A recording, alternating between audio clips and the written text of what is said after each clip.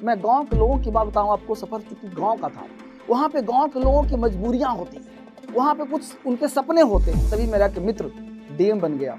तो मेरे सपने हुए कि मैं भी जरा डीएम बनता, और आपको दिल्ली जाना होगा, और दिल्ली सफर हुआ मुखर्जी नगर आने का। दारू, मछली, खाना पीना उनको डेली का रिवाज था। वो क्या करते, हमेशा दारू पियो, मछली खाओ, अंडे खाओ, मुर्गा खाओ, चिकन खाओ, तभी आईएएस बन पाओ। एक गुरुजी के पास में गया, पैर में लटक गया, गुरुजी पैसे मेरे पास नहीं है। हजारों डूबते हैं उन नाखुदाओं के भरोसे पर, जो खुद चप्पू चलाते हैं वो अक्सर पार होते हैं। मुश्किलों से जो डरते हैं जलीले खार होते हैं, बदल दे वक्त की तकदीर वो खुददार होते हैं। हजारों डूबते हैं उन नाखुदाओं के भरोसे पर, जो खुद चप्पू चलाते हैं वो अक्सर पार होते हैं। मेरे दोस्त, मैं उस शहर से आता हूं जहां पे लोग रहना पसंद नहीं करते। मेरे जिला का नाम है जहानाबाद जिला। जहां जिला हमेशा क्राइम का जिला रहा है, हमेशा वहां लोग डरते रहते हैं। लेकिन मैं आपको ले चलता हूं उस शहर में जहां से मेरा जन्म हुआ और मैं आगे बढ़ा, आज दिल्ली तक का सफर शुरू हुआ।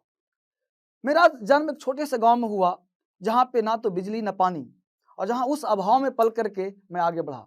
हमारे पिताजी एक सरकारी अफसर थे, लेकिन उससे चूंकि ग्रुप फैमिली था तो सबका खान पान अच्छा से नहीं हो पाता था, इसलिए मेरी भी पढ़ाई बहुत अच्छी से नहीं हो पा रही थी। मैं सेल्फ मेड हमेशा रहा हूं। जब मैं क्लास 8 में था, क्लास 6 के बच्चों को पढ़ाता था, 10th में था तो 8th को पढ़ाता था, और हमेशा मैं पढ़ाने पे मेरी दिलचस्पी थी। फर्स्ट टाइम मेरा जॉब एयरफोर्स में लगा। मैं जॉब ज्वाइन इसलिए नहीं किया कि वहाँ सैलरी कम थी, तो हमने सोचा कि कैसे किया जाए जिससे मेरे पास ऐसे पैसे हों जिससे पिताजी से मैं ज़्यादा पैसे अर्न कर पाऊँ और अपना परिवार को आगे बढ़ा पाऊँ। इसलिए कहते हैं ना कि जब मुश्किलें आती हैं तो दिल की इरादे आजमाती है, स्वप्न के पर्दे निगाहों से हटाती है। हौसला मत हार, गिर कर ओ मुसाफिर, ठोकरें इंसान को चलना सिखाती है। तो ठोकरें लगती गई। मैं हमेशा 4 किलोमीटर 10 किलोमीटर साइकिल चलाकर, कभी पैदल मैथ्स पढ़ जाता था। मेरा मैथ्स थोड़ा सा कमजोर था, लेकिन पिताजी चाहते थे कि मैं इंजीनियर बनूं। उनके सपनों को पूरा करने के लिए मैंने काफ़ी तैयारी की, फिजिक्स, केमिस्ट्री, मैथ पढ़ा, लेकिन फिर भी मैथ्स में मेरी रुचि नहीं होने कारण पिताजी निराश हो गए। तो हमने कहा कि अब मैथ्स रटना पड़ेगा। हालांकि मैथ्स रटने की विषय नहीं थी, लेकिन उनके सम्मान के लिए हमने रटना शुरू किया। और कहते हैं कि जब रटना शुरू किया तो समझ में आना भी शुरू हो गया, और समझ में आना शुरू हो गया तो मेरा मैथ्स बैकग्राउंड काफ़ी बेहतर हो गया। और बेहतर होने के साथ साथ मैं मैथ्स भी पढ़ाना शुरू किया और जीएस मेरा स्ट्रॉन्ग हो गया।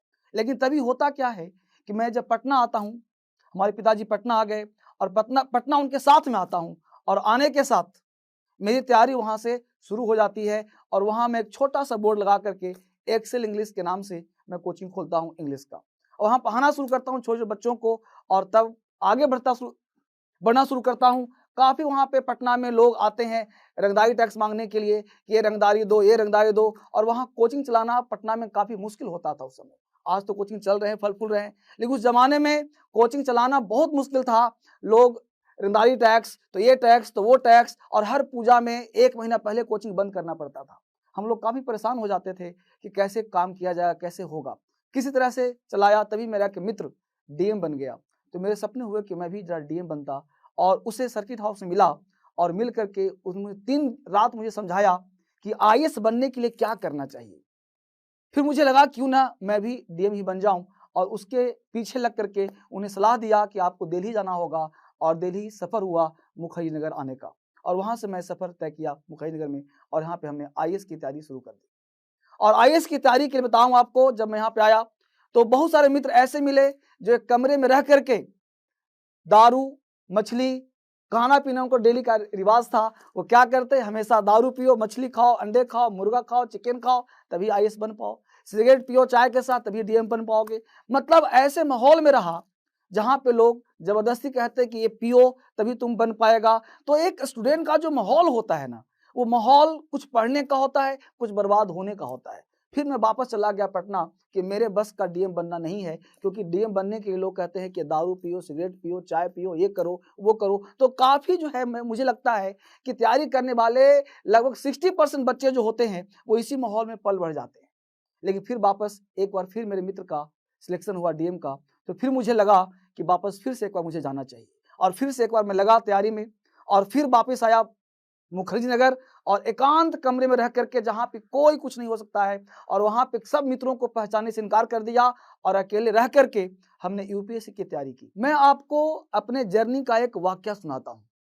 जब मैं पहली बार दिल्ली आया तो यहाँ मुझे एडजस्ट होने में ना काफी समय लगा, क्योंकि मैं ठहरा गांव का आदमी, और वहां जब दिल्ली में आया तो यहाँ का जो माहौल था कुछ अजीबोगरीब था, और यहाँ के टीचर्स देखने में लगता बड़ा हाई फाई, दिल्ली आ रहे हैं भाई पढ़ने के लिए, तो यहाँ कैसे पढ़ा जाए। तो बहुत लोगों से बात करी, कई बाबाओं से मिला, कई गुरु से मिला, कई कोचिंग में गया।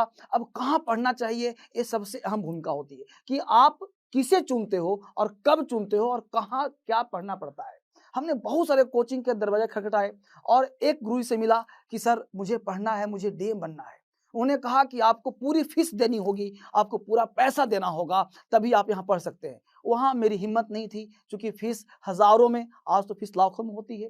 तो मैं चूंकि गांव का ठहरा, तो यहाँ पे गुरु से मिले तो उन्होंने कहा कि भाई आपका बैकग्राउंड बहुत कमजोर है, आपका बेसिक बहुत कमजोर है, आप आगे नहीं बढ़ पाओगे, आपको ये पढ़ना है, आपको एनसीईआरटी पढ़ना है, आपको वो आरटी पढ़ना है, ये किताब पढ़ना है, वो किताब पढ़ना है। तो मैं थोड़ा सा परेशान हो गया, मुझे लगा कि अब क्या करूं। फिर गया कि भाई मुझे पढ़ा दो। एक गुरुजी के पास में गया, पैर में लटक गया कि गुरुजी पैसे मेरे पास नहीं है, थोड़ा सा मुझे हेल्प कर दो। उन्होंने कहा कि ना, तेरे को डीएम बनना है, ये पैर पकड़ने से काम नहीं चलेगा, पैसा तेरे पास होना चाहिए।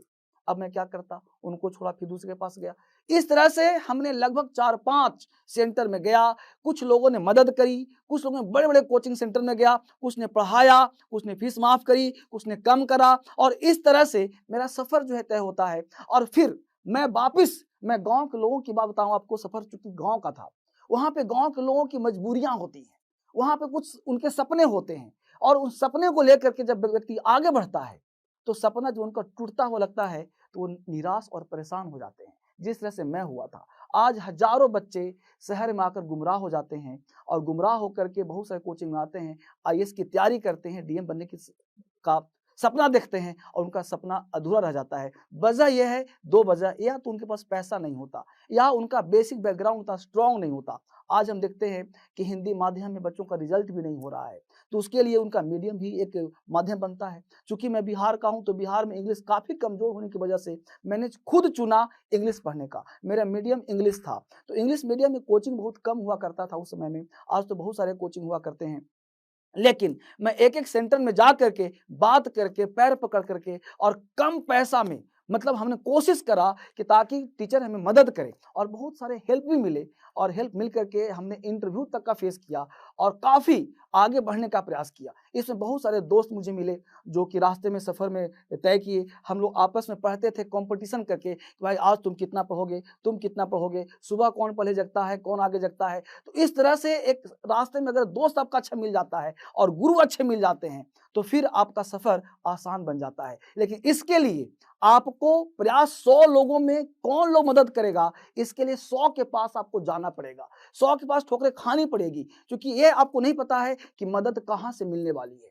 इसके लिए आपको 100 दरवाजे खटखटाने पड़ेंगे, तभी 2 दरवाजे खुलेंगे जो आपको मदद करेगा, और तभी आप अपनी मंजिल को प्राप्त कर सकते हैं। आज जोश माटी के मंच से मैं ये कहना चाहता हूं कि मैं चाहता तो एक डीएम बन जाता, क्योंकि मेरी तैयारी उस लेवल तक हो गई थी कि डीएम बन जाता। इवन कि बिहार में फाइनल कर चुका था, बीपीएससी में मैं एसडीएम बन चुका था, तो मैं चाहता तो ज्वाइन करके अच्छे पैसे कमा सकता था, यूपीएससी में क्वालिफाई करके डीएम बन के आराम से पैसे कमा सकता था। लेकिन मेरा सपना यह था कि जिस मजबूरी को मैंने झेला है, जिस मुश्किलों को मैंने झेला है, मेरे बिहार के, मेरे हिंदुस्तान के बच्चे उस मुश्किल को ना झेलें, और मैं उनके लिए एक मिसाल बन पाऊं। इसलिए मैंने कोशिश करी कि उन नौजवानों जो अंदर से टूट चुके हैं, जो हार चुके हैं, मैं चाहता हूं कि वो हारे नहीं, वो टूटे नहीं, वो जब भी हो तो वो सफल हो सके।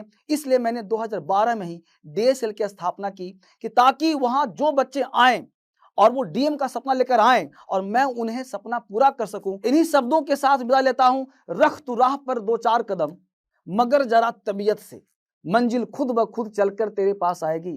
अरे हालात का रोना रोने वाले, मत भूल कि तेरी तदबीर ही तेरी तकदीर बदल पाए। It is said that when you educate a woman, you educate an entire generation. नारी सशक्तिकरण पर ये पंक्तियां हमारे दिल को जोश और हिम्मत से भर देती है। ऐसी ही हिम्मत भरी कहानी अभी हमने सुनी जोश टॉक्स पर, और हमें उससे काफ़ी प्रेरणा भी मिली।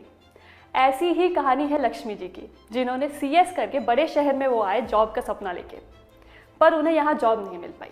पर उन्होंने हिम्मत नहीं हारी, जोश के साथ उन्होंने कम्युनिकेशन स्किल्स पर काम किया और आज एक बड़ी कंपनी में वो काम कर रही हैं। आज की महिला दुनिया के साथ कदम से कदम मिला रही है। चाहे कितनी भी मुश्किलें आए, कितनी भी प्रॉब्लम्स आए, अब हमें उड़ने से कोई नहीं रोक सकता। हाँ, अगर कुछ रोक सकता है तो वो है सही स्किल का ना होना। लेकिन अब जोश के साथ हमें कोई डर नहीं। लक्ष्मी जी की ही तरह कई स्टूडेंट्स जैसे कि वैशाली जी, नीला, प्रणाली, आरती और उषा जी ने मिलके जोश स्किल्स के साथ विभिन्न स्किल्स जैसे कि spoken English, communication skills, personality development, finance, business building सीख कर आज अपनी अलग पहचान बनाई है। अब स्पोकन इंग्लिश की ही बात कर लेते हैं। यहाँ पे आप लाखों स्टूडेंट्स के साथ डेली बोलने की प्रैक्टिस कर सकते हैं to become fluent in English communication. एक सेफ, स्मूथ एक्सपीरियंस और जोश के विश्वास के साथ। Every powerful woman has one thing in their heart, and that is Josh. Now you can also become successful by keeping Josh in your heart and in your phone. आज ही अपने जैसे लाखों स्टूडेंट के साथ भारत के number 1 spoken English learning app जोश skills app के साथ अपनी इंग्लिश लर्निंग जर्नी शुरू करें।